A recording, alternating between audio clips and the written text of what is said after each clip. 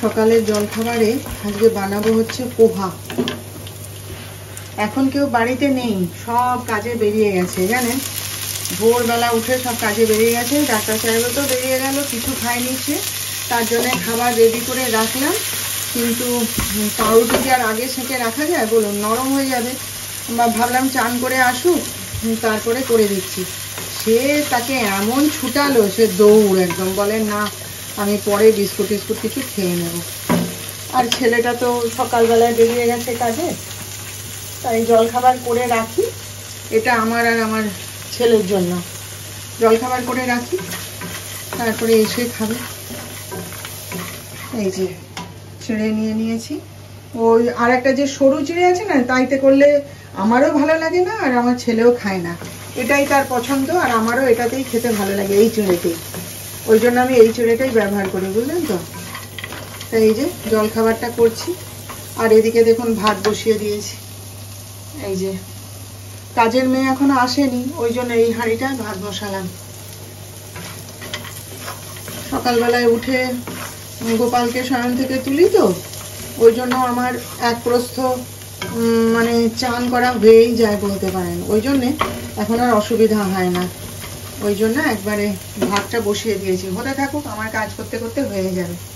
তাড়াতাড়ি সময়ের মধ্যে শেষ করতে হবে না, কি করি বলুন। কাজ সারতে সারতে দুধটাও এসে গেল, তাহলে আর ফেলে রাখি কেন, সেই জন্যে দুধটা বসিয়ে ফুটিয়ে নিলাম। বলছি না, এখন সবাই তাড়াতাড়ি আসছে, শীতের বেলা ছোটবেলা সবাই ওই জন্য তাড়াতাড়ি আসে, নইলে দুধ কখনো এত তাড়াতাড়ি আসে না। যাই হোক, দুধটাও ফুটানো হয়ে গেল, কাজ অর্ধেকটা হয়েই গেল। এবার বাকি কাজ আবার পরে হবে। গুড মর্নিং, পূর্বাস লাইফস্টাইলে স্বাগত জানাচ্ছি। তো এখন আমি রান্না করছি। বাজে হচ্ছে এখন প্রায় 11:45 হয়ে গেছে। তো আমার তো আজকে অর্ধেক কাজ তো সকালবেলায় হয়েই গেছে, আপনাদের সঙ্গে তো শেয়ার করলাম। ভাত টাত সব হয়েই গেছে আর ডালও হয়ে গেছে। এখন দুটো তরকারি করব, করলেই ব্যাস রান্না শেষ। এটাই ভালো হয়েছে জানেন, মানে সময়ের সঙ্গে সঙ্গে তাল মিলিয়ে চটপট চটপট করে একসাথে সব কাজ করে নিচ্ছি, সুবিধা হচ্ছে। সময়ের মধ্যে কাজও শেষ করতে পারছি, খাওয়া দাওয়াও করতে পারছি, ঘুরেও বেড়াতে পারছি। আগে আগে তো মানে ছুটে দৌড়ে দম বেরিয়ে যেত, সব রুটিন বদলে দিয়েছি। তো যিশু এসে গেছে, এসে জলখাবার টাবার খেয়ে ও চান টান করতে গেল বোধহয়। আমি ততক্ষণে চট করে রান্নাটা সেরে নিই। আর কি সুন্দর রোদ উঠেছে বাইরে, দেখুন শীতের আমেজ কি সুন্দর লাগছে। এখন তো আর কাজ করতেও কষ্ট নেই, কিছু করতেও কষ্ট নেই, ওই জন্যই মনে হয় চটপট চটপট কাজগুলো হয়ে যাচ্ছে। তো যাই হোক, রান্নাটা করছি, সেরে নিই। আপনারা সঙ্গে থাকুন, দেখতে থাকুন। চলুন একটুখানি বাইরে গিয়ে দেখাই আপনাদের কি সুন্দর লাগছে বাইরে। এই দেখুন, শীতের সকালের আমেজই আলাদা, তাই না? কি সুন্দর লাগছে, শুকনো শুকনো দিন, ভাল লাগছে বেশ, ঠান্ডা ঠান্ডা আমেজ, গরম ভাব নেই, কষ্ট নেই। এই সময়টাই ভালো লাগে। দেখছেন কি সুন্দর লাগছে চারদিকটা। আর কয়েক মাস বাদে সব গাছপালা সব কিছু কেটে ফেলা হবে, পরিষ্কার করে দেওয়া হবে চারিদিক। যত নারকেল গাছ টাছ আছে, সুপারি গাছ আছে, সব কেটে পরিষ্কার করে ফেলা হবে। তখন চারিদিকটা নেড়া নেড়া হয়ে যাবে।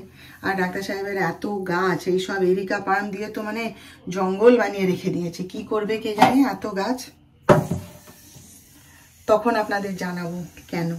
আমার মিনি চলে এসছে দুধ খেতে। রান্না করতে করতে এক বাটি দুধ দিলাম। ওই যে চুপ করে বসে থাকে জানলার নিচে, জানেন, শুধু ডাকবে ম্যাঁ ম্যাঁ করে।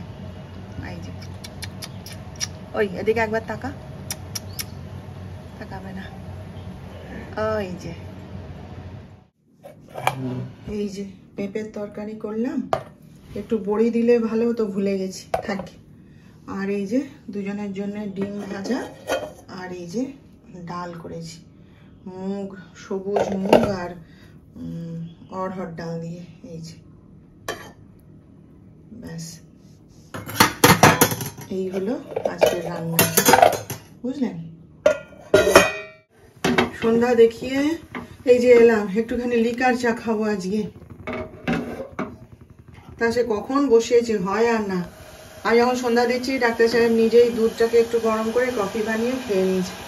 ও তো মনে হয় যাবে রিহার্সালে, তাড়াহুড়ো করছে ওই জন্য।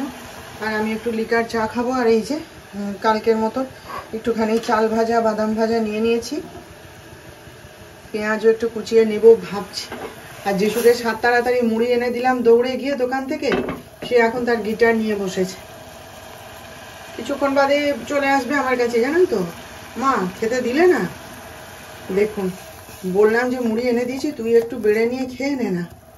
সে এখন তার গিটার নিয়ে বসেছে, কি তার বাঁধছে, কি করছে, যাই দেখি আবার। এই যে আমার ছেলে এখন কফি খাবে। ভালোই আছে, সকাল থেকে তো খাইনি, কফিটা করে দিই। আমি বললাম যে তোমাকে এখন আর খেতে হবে না, মুড়ি টুড়ি খেতে হবে না। গিটার নিয়ে বসছে এখন, সে ওতেই এখন বুঁদ হয়ে থাকবে। আমি বলি একটুখানি কফি আর বিস্কুট দিয়ে যাচ্ছি, খেয়ে নে। বলে তাই দাও, রেডি করে দিই, দিয়ে তারপর আমি খাবো। চলুন, চামচ তো আবার টেবিলে আছে।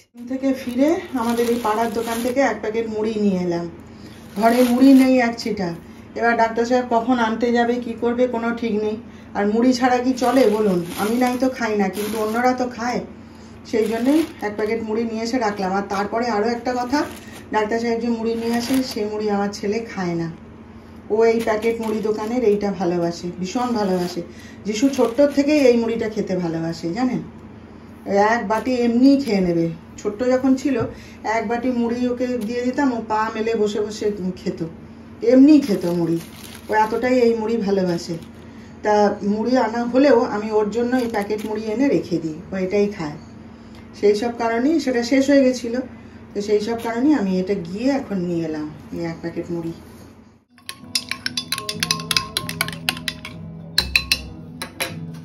আমার শাশুড়ি মা আজকে সকালবেলায় এসছিলেন, খুব বড় একটা কাজ দিয়ে গেছে। প্রথমে তো এসে নাতির কাছে নিজের ওজনটা দেখলো। হ্যাঁ, তুই একটু দেখে দে, কদিন ধরেই বলছে তুই একটু দেখে দে, তুই একটু দেখে দে পাপু। তা পাপু তখন কাজে বেরিয়ে যাচ্ছে, তো এসছে, বলে আমার ওজনটা একটু দেখে দিয়ে তারপরে যা। তো ওয়েটটা দেখলো, দেখার পর এই যে দেখুন হোমিওপ্যাথি ওষুধের শিশি নিয়ে এসছে মা কতগুলো। এগুলো মা খায় আর কি, এই ওষুধগুলো।